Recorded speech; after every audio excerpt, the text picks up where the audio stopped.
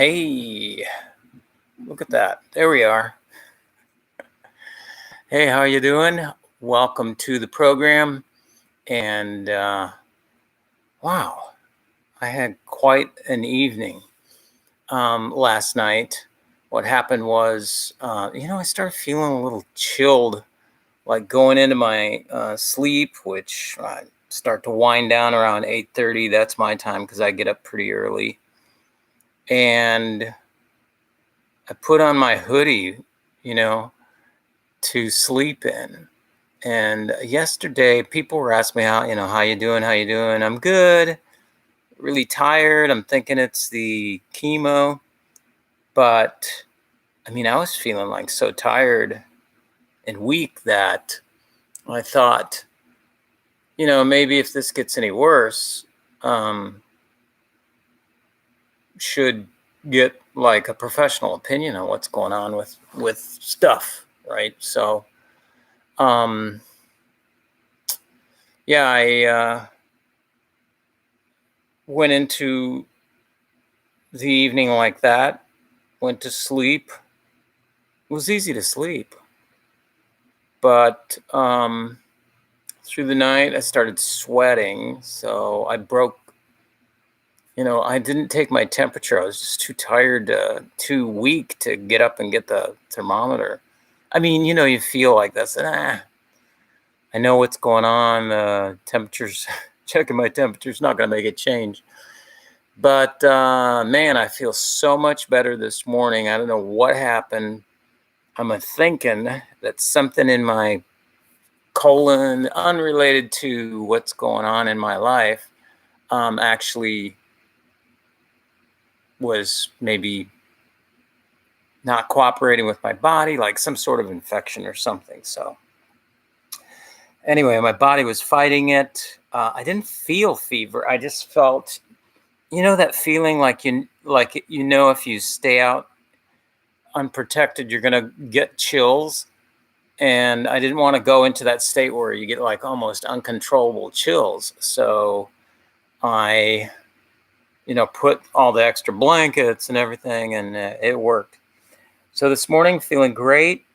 Energy. Yeah, doing a lot better. Yesterday was, in spite of feeling weaker, I did do a lot of stuff. I did a beach walk, which included walking in the water as it lapped up on the sand. Somebody said that that's a good way of earth grounding, right? And it's very healthy. So I did that, and probably always, every time I go down to the beach, might do that for just to get well grounded. You don't have to walk. You can just stand there if you wanted to, I'm sure. But the beach in itself, I never wear sandals on the beach. Always put them up by the, where the path is where you walk down to the beach. So, yeah, I do that. And what else did we talk about? Yesterday was a day about getting minimal, your minimal exposure time. Is that how you say it? Under maximum UV. So what that means is we were talking yesterday on Twitter about how much sunshine you can actually take before your body starts burning, your skin starts burning. And it seems to be because of the way our cholesterol is higher in a ketogenic diet that you can withstand sunshine a lot more. So you go down to the beach, lay out in the sun, no protectorant on. Now, these guys are telling me they don't use any sunscreen and can, take a lot of sun, and they never use it. Matter of fact, a lot of them are saying, I don't put, I'll never put sunscreen on this year. So it's interesting, and they say they don't burn, and not just one person or two people. I mean, everybody that replied that is doing a ketogenic diet. It doesn't have to be therapeutic keto, which is like deep, high ketones. But just into a ketogenic diet, the kind where you lose weight, or maybe you're tracking something for like a metabolic disease, such as, fibromyalgia or something like that, that you're trying to reverse. They seem to be able to tolerate the sun, which is good because, the sunshine's full of what? Full of vitamin D. So it's a good thing, right? So one of the guys was telling me what he does is he gets out in the sun at its maximum UV exposure time, right? That would be, for Naples, Florida, that's probably around noontime. Let me get some of these pillows to put behind me here. Ooh, that feels better. And but I gotta stay where you guys can see my face because a lot of bright light. Sun's coming up right behind me. I know that's crazy. May not do this setup anymore because of the light coming from behind. But yeah, so what he does, he'll go out for a short nap, he says, and I'm not sure how he does it, maybe in his backyard or somewhere. But he'll do like, I'm thinking like 10 minutes or so at the max UV of the day. So it's minimum time at max UV. So it's sort of like the Pareto effect, the 80-20 thing, let's use the best time of day to get the UV, and then we can only, we only need like 20% of it. You don't need 100%, you need to stay out there all day. And he says it's super beneficial to him, that's tons of vitamin D, which is awful good for you, right? So we talked about that. In my life this week, I did on Tuesday a chemotherapy session that went long because they couldn't get my, let me just stop this right now. They couldn't get my port to work, which is not good.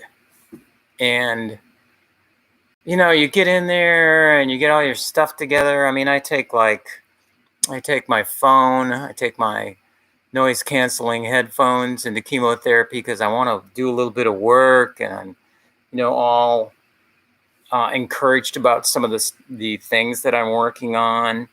I have my little routine that I do. Don't take any food. Sometimes I'll take some of these waters that I love to drink.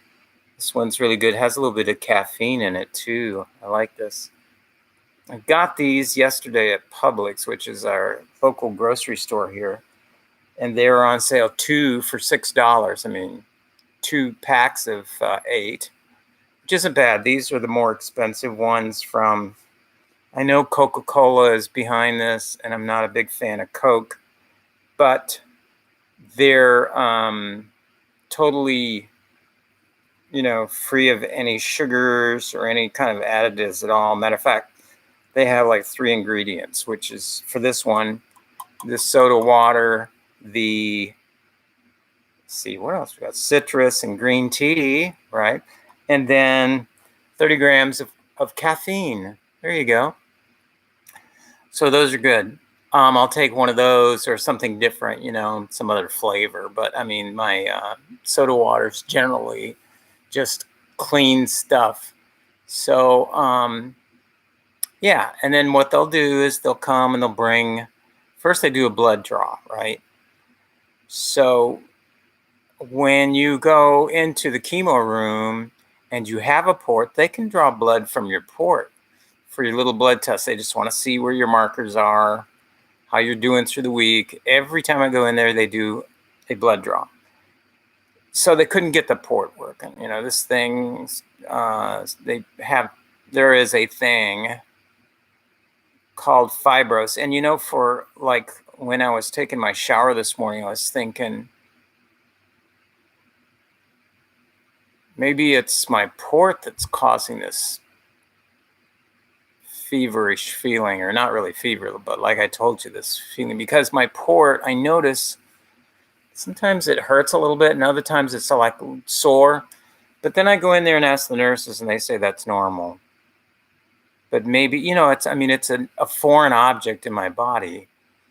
And maybe this is just part of my body rejecting that, who knows? So, yeah, I don't know. I wish there was a way you could like analyze your body, maybe with a tricorder, remember, like in Star Trek? You say, oh yeah, he's got this, it's an infection from the oogle doogle berry or something like that. But we don't have that yet. So I'm not really sure, but I thought about that. Anyway, this thing wouldn't work, which meant, and maybe this has part, to do with it. We did everything but have me stand on my head to get this port to work. One of the things was the nurse put in some kind of medication that was supposed to like free up, something, had me walk around the room, put my hands up and, do all kinds of things, still nothing, And then she says, you know what, we got to try the, what was it called? I almost had the name on the tip of my tongue, like accesses or anyway. It's something that gives access, right? But it's a medication that what it does is it breaks down the fibrose or whatever is clogging up the end of the port tube and lets things flow freely. And according to her, it works 100% every time, which is kind of scary. You kind of think, okay, this is like Drano, it must be pretty heavy duty.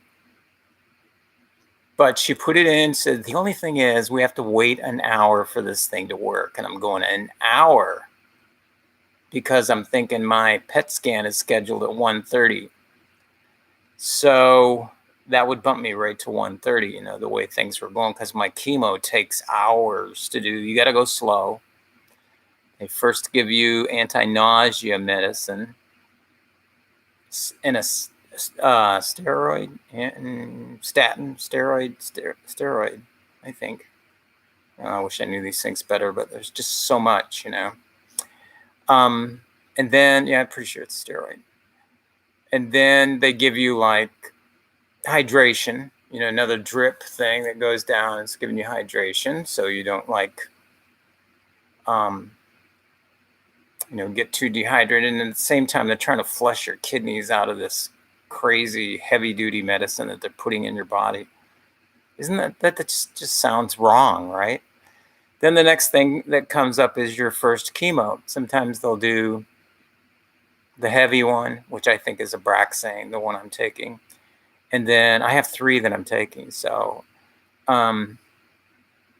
it's one after another. And usually in between, they'll have some kind of hydration thing. So you're not only getting the chemo, but you're also getting up and going to the bathroom to pee every, I don't know, half hour or so. And you're taking your IV thing with the pumps and the stuff along with you. So it's crazy. But that's the way they do it. And after all that's done, I had to get like skedoodle over to the PET scan place. Now, the PET scan place is only like 7 minutes away, so that was good. But the thing about it is when I called, the scheduler lady made it like, we don't fool around here. If you're like a few minutes late, we go to the next person. And, I'm supposed to be there at 1:30, right? So I get there exactly at 1:30 and fill out these papers. And there's like a cushion built in, and I knew there would be. My actual PET scan scheduled for 2:30. 1:30 to 2:30 is to prep you, do all the paperwork and all that kind of stuff. So, I did the paperwork quickly, and then they didn't see me until 2:15. So 45 minutes later, I was sitting in the waiting room watching home TV or whatever, HGTV, home and garden TV. So they got the playing in everybody's waiting room is home garden TV. And, talking on the phone. You could use your phone in the waiting room. But then they called, and it was very efficient from then on. Got my IV, got my they used, now this is something interesting, because I thought that to do a PET scan, they're going to put tons of glucose in me. And that's what I'm trying to fight, is not to have the cancer cells have any glucose, any food, right? So I'm there thinking that this is going to be a day, right, where they're going to do that, and then I'm going to feel like crap, I'm thinking. But it really wasn't. They put in you a radioactive glucose, which helps everything light up. You are already so deeply without sugar, because they have this diet that you have to follow, which is totally ketogenic. I mean, if you think about it, it's really crazy that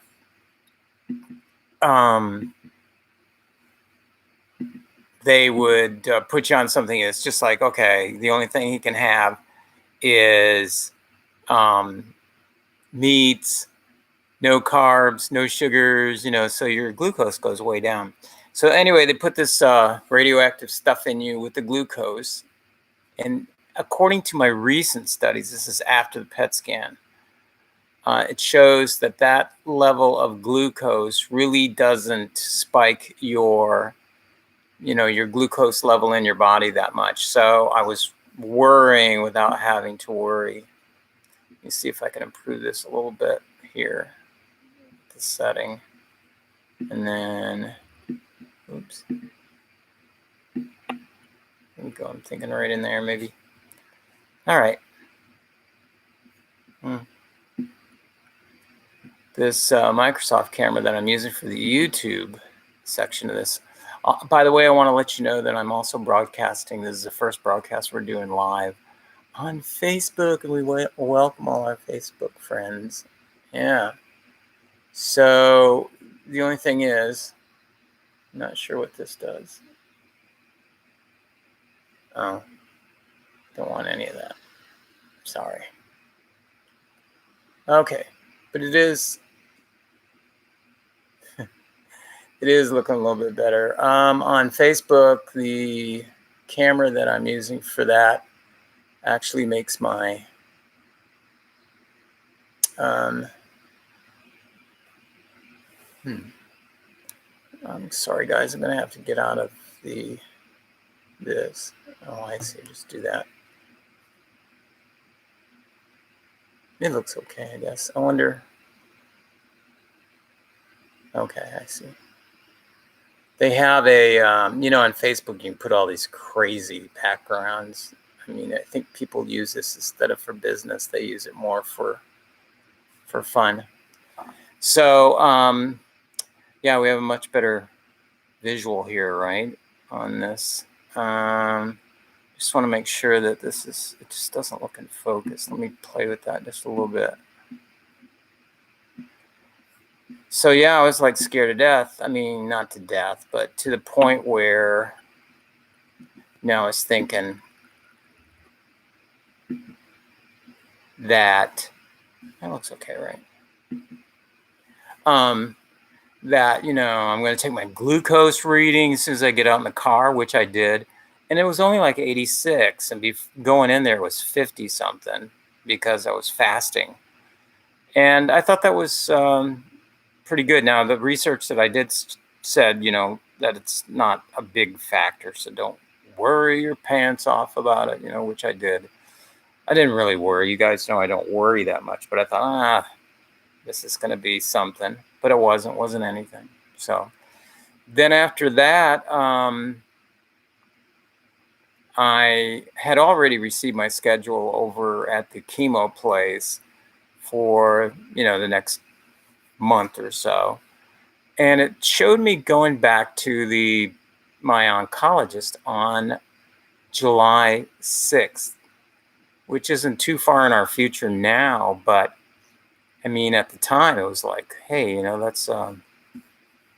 that's just long. I want something closer, because when you get a PET scan, you're like anxious to find out, what's going on. So um, I called and said, hey, is there any way, I can get something a little sooner? Because I just had the PET scan and I'm really anxious to find out if, if what's going on. And they said, well, sure, let's look, can you be here tomorrow at 9:45? This is the next day after the PET scan. I said, but will you guys have the results from the PET scan by then? And she said, oh yeah, sure. They come in like overnight, so I show up there at 9:45 and wait for my oncologist, Dr. Santiago. And, I'm thinking we're going to see pictures, right? No pictures. So he gets a results, which is a synopsis of what somebody who looked at the pictures gives their opinion on. And they are the kind of people that, and this is a good, trustworthy process. In the beginning, you think, I want to see the pictures. I want to see the little things light up like you see on the internet, But they have people that are trained in this, I mean, this is all they do day and night, is look at these, where these things are lighting up. And then they put it down in the remarks, what's going on. So he came in, he's looking through information, looking through a lot of paperwork. I'm sitting over there wondering, I mean, is it good that he's taken so long, or is it bad? Turns out that it's good for me, because the PET scan, he says, the PET scan, it's really doesn't, the guy here doesn't say that your cancer's like really lighting up, or like really energetic or anything. And as a matter of fact, there's no other cancer showing up with the PET scan in any other part of your body, which is happy Dave, right? And thank all of you for all of your support that you've been cheering me on and telling me to stick with it. You're gonna make it. You're gonna, this is gonna just be great. And that's the support that I need to hear to continue on, to not give up. And it also helps me, which is the biggest part for me, helps me encourage others to do the same. Don't give up. Stick with it. Cancer doesn't take a day off. This is important. So in the PET scan, nothing crazy. So he's thinking, here's what he was thinking. When I got my CT scan up in Tampa at Moffitt Cancer Center back in, I think it was April, he said somebody had noted that you have some, something going on your omentum, which is the fat that covers your abdomen. And that is, I won't say critical, but, we want to know what's going on there.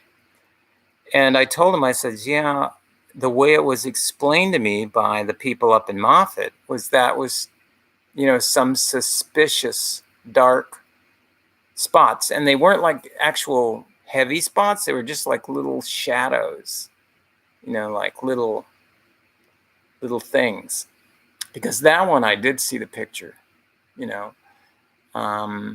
have the equipment up there to just show you right away. One thing that Dr. Santiago said was that, we don't have the screens and stuff here in the office to take a look at those pictures anyway. So, it's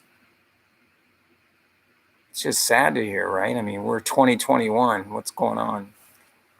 And he said he was the kind of guy that kind of liked to see the pictures too, because, I guess you develop that as you go through school. It's like, yeah, I like looking at the stuff and seeing the synopsis as well.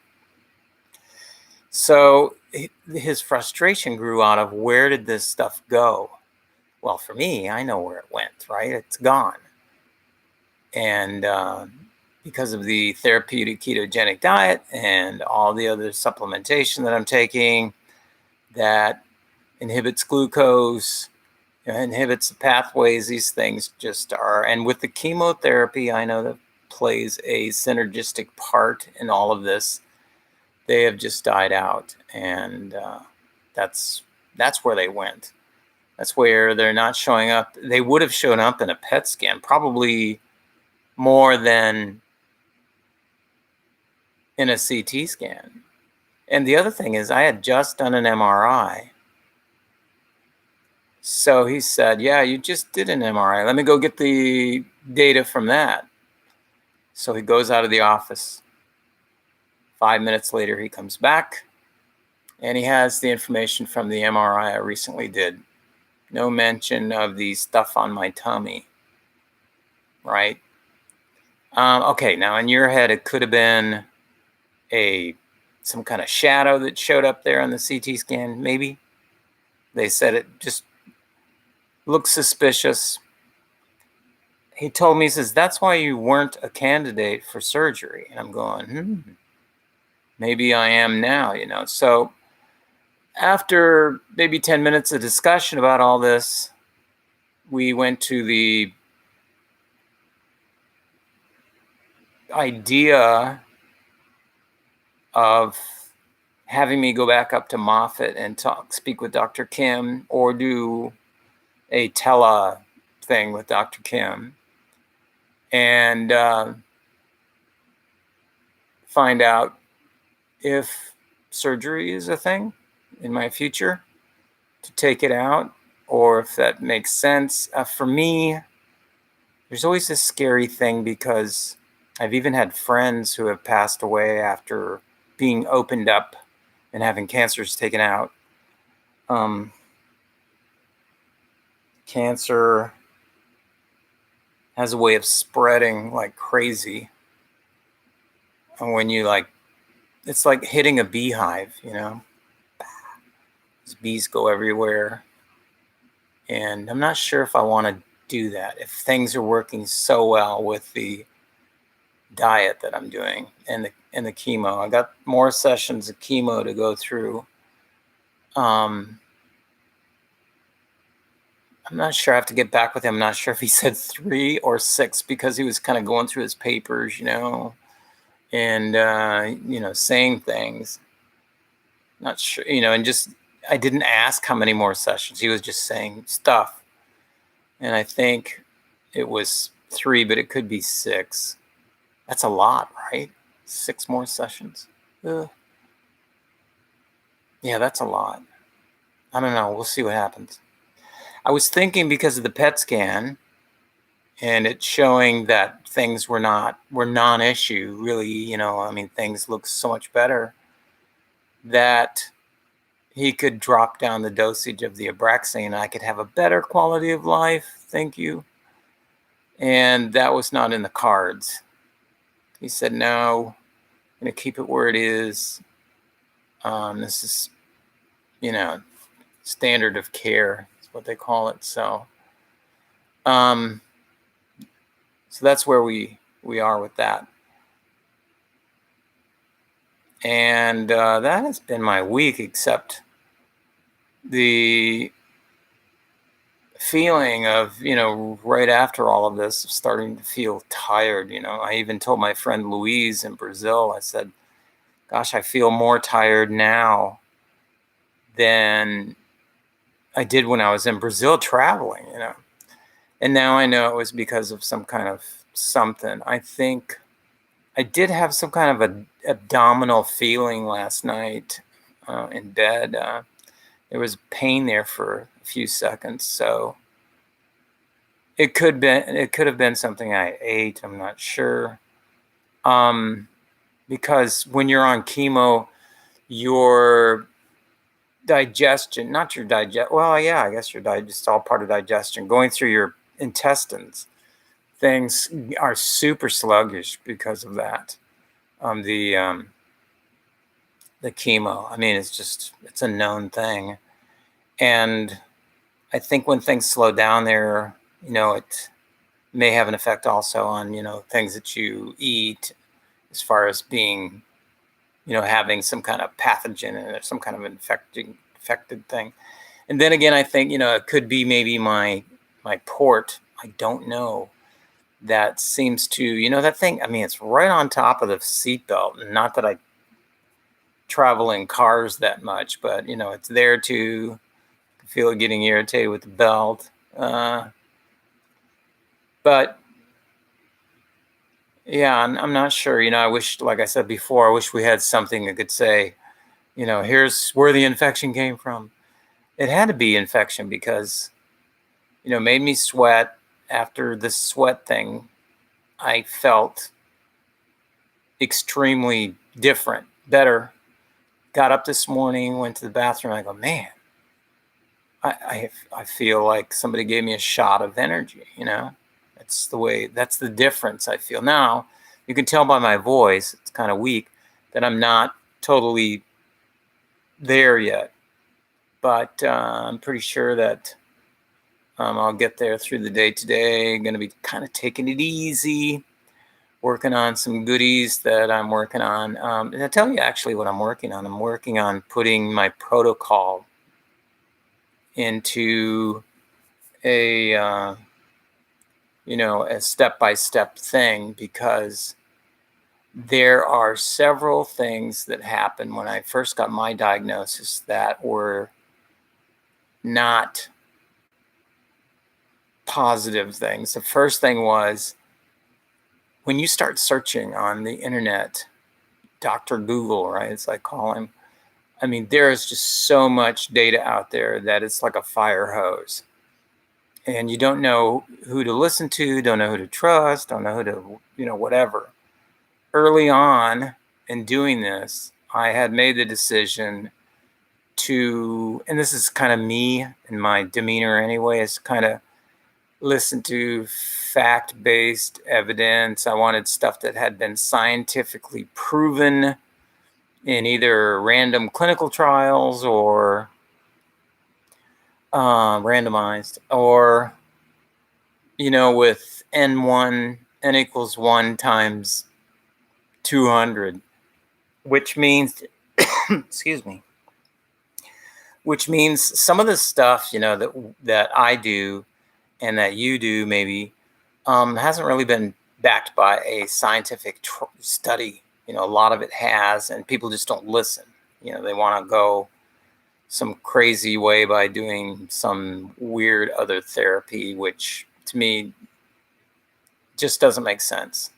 And sometimes some scientific evidence has proven that there's nothing going on when you do this, But in my case, there is great scientific evidence to prove that fasting really helps. A therapeutic ketogenic diet in cajillions of cases has helped. The situation I'm going through, scientific proof, go to PubMed, type it in, ketogenic diet, cancer, read it for yourself. And then so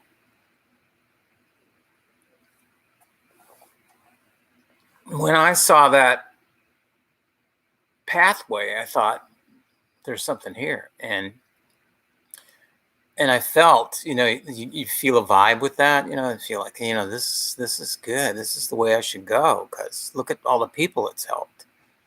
Instead of, there are 4 cases in Tijuana, Mexico, where these people did this and they survived for another 4 years. And I'm thinking, just 4 people, or maybe more, but I mean, it's not everybody. And, they don't have, I don't know how you feel about stuff like that. I mean, sometimes there's some good in that, not, kicking everybody's therapies, but for what I came up with, And I know it's not the same for everybody. And that's the cool thing about this protocol that I follow, is that you can kind of fine tune it to what you want to do, right?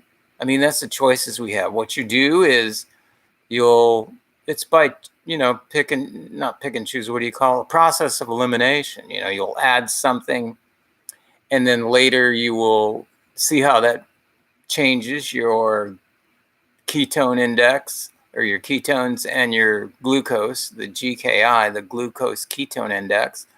See if that goes up or down or whatever this new addition has done. Make notes. I keep tons of notes. I keep a journal. I keep track everything that goes into my mouth, all my supplements, everything. And I listen, and I'm open-minded, and not thousands, but dozens of people have direct messaged me with all kinds of documents, and different YouTubes that are from scientists that are at conferences that are open-minded and favor a low-carb, low-protein, low-cal, high-fat type of diet, which is a very therapeutic keto diet.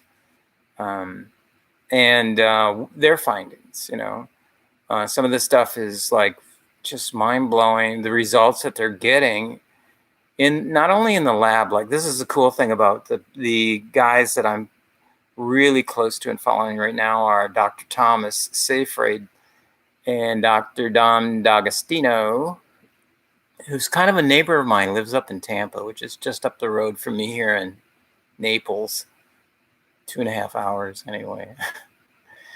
But their thing is, don't just do mouse stuff in the lab. Take this and start applying it to humans and see what happens, because a lot of times it's different. There have been studies. I just watched this documentary, sort of, documentary movie, hello, from PBS. It's behind a paywall, so, if you want to see it, you have to maybe pay a little bit, but it's well worth watching. It's called Breakthrough, and the main character in there is Jim Allison, who is a scientist, doctor scientist, that he's not a medical doctor, but I don't think he is. But anyway, he came up. It's just, let me tell you a little bit about it. He is the guy that back in the day figured out that T cells attack cancer cells, and it's a good thing, right? But the only thing is the cancer cells are so crazy smart. I don't know if they're smart. I think sometimes they're dumb. They're just like really crafty at what they do. So imagine this T cells out here, and it's attacking the cancer cell, Well, the cancer cell figured out a way to go back to the T cell and shut it off and say, no, I'm not dying. I want to live. And I'm going to live through this thing. I know you're trying to kill me because I'm, messing up stuff in the body and not natural. And the T cell goes, yeah, let's get rid of you. But then the cancer cell finds a place to hook up to the T cell and shuts it down.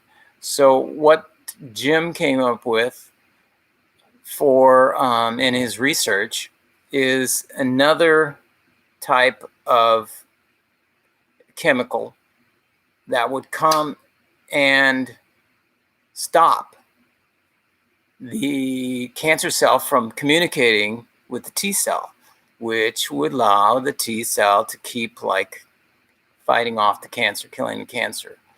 And in that, mostly with melanomas and some other types of cancers, but it's called immunotherapy, using your immune system to kill off. I mean, cancer just disappeared from people's bodies. So this is a big thing, right? And he took this, moved to New York, took it to the big labs there, like Bristol Myers Squibb and the big one, Pfizer, and all these guys. And, they said, well, this is great. The scientists loved it, but the lawyers didn't think it was a good move because, do we really want to cure cancer? I'm not sure. I don't know if they were thinking that or not, but maybe. But what happened was some of these big drug companies were already developing their anti-cancer stuff. And there was one in particular, I don't remember the name of it, but it works so well with mice. It works so good. And then when they started doing the trials with it, there was no effect at all on humans. Zero. Cancers didn't go away. Cancers didn't get smaller. Nothing happened. So I really like the way that Dr. Seyfried and D'Agostino are doing their stuff where they're taking it out and trying it out on humans. Matter of fact, one of my better friends on Twitter, Pablo Kelly, which lives in London, has glioblastoma like stage 4 and has never done chemotherapy. He's just using a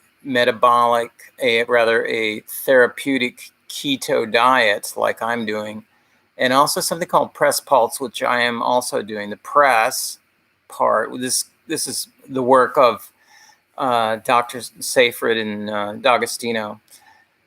The press would be your ketogenic diet, which does so much good for the body, gets you on ketones. There's no receptor for ketones on the majority of cancer cells. So they go without food. They're looking for glucose, right? And the pulse part is either chemo, could be chemo. You can do it like a bunch of different things. Like I say, my protocol, you can take the basic framework of it and kind of put in what you believe will work for you. You can try these different things, which I have done. I've come up with, and of course I'm always fine tuning it, but I've come up with something that works very well for me, proven by my PET scan, right? And they used a certain type of drug that they put together, they call it DOM, which, it's very expensive. Pablo sent me some of the information on it, and a lot of it looks like it's sourced from China and stuff, like these chemicals that they put together this thing that would try to inhibit in as many pathways possible glucose and glutamine in the body to the cancer cells, right? Try to keep that mTOR down as low as possible from, turning stuff into glucose. So, and growth not happening, right? So there's other ways you can do this using just really common medications that we have. Metformin is one of the most common glucose inhibitors. And then, believe it or not, chloroquine is a glucose inhibitor. So I'm taking both of those and happy that I could get a hold of both of them. And yeah, I am doing okay. My biggest issue, and I know probably shouldn't make this public because I coach people, is that I have a thing where I just eat a tad too much protein. I don't go way over my number, which some people don't even look at the protein, right? And when you're on therapeutic ketosis, we don't know for sure. It's very hard to measure what happens in the body with excess protein. We know that through gluconeogenesis, it could turn into glucose. And if it does, why chance it?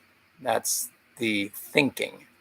And also, when you're in therapeutic ketosis, all you need to do is maintain your weight, maybe put on the reason I do the excess protein is because I need to add more pounds, I think, and when you do your fats for the day, most of that, probably 90% of that, is turned into fuel, is turned into your ketones. So you're fueling your ketones, right? If you want your body to run on ketones, you got to give it the fuel. And that is done through the fat content in the diet. The protein part, though, is so yummy. Yesterday I had beef liver on top of ground beef. And I looked at my protein numbers and I weighed that food because I weigh everything, And I said, I'm going to go to the max because, max number, which for me is 48 grams of protein, which is, you know what? It's a good deal of beef liver, because liver, it does have protein in it, but it has so much, so many more things in it. So it was very enjoyable. I'm going to eat that today again because I couldn't finish everything. I did maybe I got this liver from a local place here in town, a Hispanic store, and they gave it to me already sliced up, like slices. No, they asked me if I wanted it sliced. That's what it was. And they sliced it super thin. I mean, it cooks so easy. So I did like 3 slices yesterday and ate like maybe 1.5. So there's still some more in there. More of the ground beef because I used a whole package of my grass-fed ground beef that I found at Costco. And then I put at least 5, maybe 6 tablespoonfuls of ghee butter on top of all that. So this stuff, imagine in my iron skillet swimming around and all that stuff. And I poured probably almost all of the fat into the bowl that it was like a soup almost, right? Now, I showed this to my boys, and they're in Texas as well. Dennis is in Miami, but David's in Texas. And he was saying, he says, Dad, I don't know if I could do that therapeutic keto diet. And I says, you work up to something like that. You don't just like slurp it down. But yeah, it was very enjoyable. The body, it's weird because it looks weird when you're looking at it and thinking, is this really going to make me throw up or what? That looks like a lot of fat right there. But it doesn't. I mean, it's really strange how the body works. And I've mentioned this before in my videos, is that your body actually enjoys it, especially when it's going, hey, we need some more fat for the fuel down here. We got the thing going on.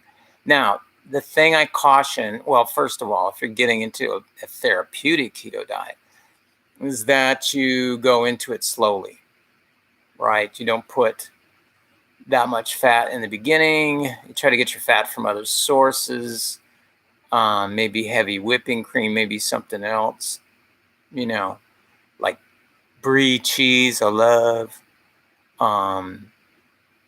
Yeah, and then keep your protein level down. Dr. Seyfried says low cal too. He mentions that. And the way you can get low cal is by, cutting back on protein and cutting back on your fat. I mean, it's the only 2 things you have to work with. So I really have not bothered too much with the calorie thing. They're set in my Chronometer app, which logs my food and stuff and tells me all these macro numbers. But since he said that, since that popped up, because when you reread these docs, you see new things, I thought, okay, maybe I should try to cut back on calories, but how, because I want to meet my numbers, and I want to not lose any more weight, and I want to ingest as much fat as I can. I think maybe a couple times I've busted over the fat, which is like 280 grams a day. That's a lot of fat.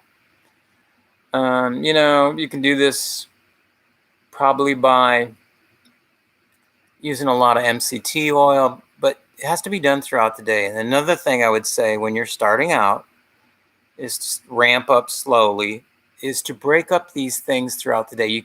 I would not advise eating what I did yesterday in one setting, which I did. If you can break that up into two settings, right? That would be much more palatable for your system, especially your liver, especially if you're having any liver challenges, which I'm not sure my latest, I should look at my liver enzymes. I don't think I've done they do this up at Moffitt, but my oncologist here doesn't run a liver profile. Maybe I should ask him about that, if they could do that, just to watch. Two things I'd like to see is my liver profile and my cancer. They have a cancer marker that they can do as well. And I think they can just punch it in there if, it just doesn't show up on the screen, because they just want to see white blood cells, red blood cells, how you doing normally. But they have their own lab there in-house, and you do your blood work. You go to the the doctor's little waiting room where you're sitting there by yourself waiting for the doctor. And then maybe 5 minutes later, he walks in with that sheet in his hand. It's like, wow, these guys are quick. Because sometimes you do like blood work, and it takes like 3 to 5 days to get your results back. Well, maybe not that long anymore, but sometimes it takes a while. So, I was just trying to explain to them, and they don't have to go on a therapeutic keto diet, my kids, but that these things are so beneficial that, when you get them in you feel different. And maybe because I ate that kind of late in the day is why I broke through the feeling that I had, yesterday of being so in the dumps. I mean, it really helped. I have not taken my GKI yet, my blood work, but we'll do that as soon as I get off this live, and see where that's at. I kind of have a feeling that maybe it's going to be off because of the way I feel. If you're not feeling like really good, your GKI, glucose ketone index number, will be high, which is not good. You want it really low, like super low, below a 2. Okay. So and that is an actual thing with the food. I guess my biggest questions from people that I talk to, that I coach, is how to get more fat in the diet, because protein, is so easy, go down and buy a rotisserie chicken. But man, one time I just went crazy eating that thing. That's, I think, one of the days that I blew way through my protein. I just love that taste. But chicken is super high in protein and not so high in fat unless you eat the skin. But you can't go and buy these chickens and just eat the skin off them. You got so much meat going on. So I packaged the meat up, put it in little vacuum packs, but I never got to it, and I threw them all away, I think, by now, because they're so high in protein, and you get so little. I want something that's okay with protein, and there's a lot of it because it's filling that way, right? And it tastes good. So I got which I might look for today. Well, I'm eating my liver today though, but maybe tomorrow the pulled pork. I got some of that, which is not super high in. Well, maybe some of these things though, it's just like they're higher in protein than they are in fat, and you'd think that they'd be fat out the wazoo, right? The only thing I found that's really, really fat and hardly has any protein is pork belly. It's true, and pork belly tastes pretty good. My only thing is with pork belly is that the best I find, and it's probably farm raised, like maybe not. Well, how would you say it? Like cage raised, is the pork belly at Costco, which is probably not the best because they're probably fed, just crazy stuff. Even though Costco tries to keep away from the chemicals and stuff. So, but I need to venture out to some of these other little stores that we have around here, mostly the Hispanic stores that sell things. These guys love pork belly, as do I, and they love organ meat. So there's tons of that always around, like beef hearts, beef brains, beef, pig kidneys. I know a lot of that sounds disgusting, but they're so dense in nutrients, right? And when you cook them up, you're thinking it's sort of like a vitamin that you take that the vitamins doesn't taste good. You go, yeah, but this is going to be good for me. Now, I love the taste of liver, love the taste of heart when it's cooked right. These meats are super dense and all kinds of high nutrients because of the way they're used in the body. They have to have all this stuff going on. So, yeah, but, and stuff like liver and heart usually is very low in fat. So what you can do is take these meats, this is what I've done recently, and buy some of this grass-fed ground beef, which is, for the most part, much more expensive than your regular ground beef. But, if you're not eating that much of it, it's well worth it. So what I do is I will cook the ground beef, and then I will add either ghee or pork fat into the ground beef. Now, what happens there is that because the ground beef's all little crumbly stuff, the fat has a tendency to stick to it really well and kind of like, holds it in there much more than a piece of liver or a piece of beef heart would, or a piece of T-bone steak, or, like a ribeye or something, even though ribeye is high in fat anyway. But you'll use that as the bottom layer, and then you'll put your leaner stuff on top, and that way you get a nice meal that is super high in fat and not so bad in protein, but has tons of nutrition in it because you're using organ meat. I know. Some stuff that tastes kind of funny, but it's okay because I know what it is, and I'll eat it, are beef kidneys. I've done those. They actually cook up to a texture where you can cut them with a knife and that kind of thing. What else are we thinking about? Some people do beef tongue, cheek. Some of these things are just so full of nutrients. So, yeah, the foods. Did that get to some of you guys? I know some of the viewers dropped off there for a second. Maybe because, talking about those kind of meats, if you have to develop a taste for it, I say go for it, because it's worth it, really is. Because why? Because if you're eating a low amount of protein, why not pack it full of the most dense nutrient stuff you can, right? So that's what I try to do. Now, you don't have to eat that all the time. You can go for chicken, you can go for beef, you can go for something else that has protein in it. Guys, I really appreciate you subscribing to the YouTube channel, you that have already, and for clicking the like button on any of the videos. Commenting I love comments and respond to all of them.